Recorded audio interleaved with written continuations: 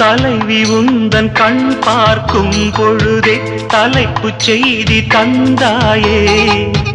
தலைப்புச் செய்தி புரியாமல் தவித்தே தலைப்பை கையில் தந்தாயே.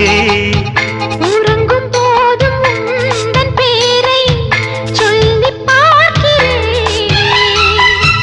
உன்னை கண்டு பேசும் போதும் உச்சி வேர்க்கிறேன். இந்த சுந்தர வார்த்தைகள் தந்தது யாரடி உன்னை கேட்கிறேன். உன்னை தட்ட தென்றல் இன்று என்னை தட்ட சொன்னதொரு செய்தி.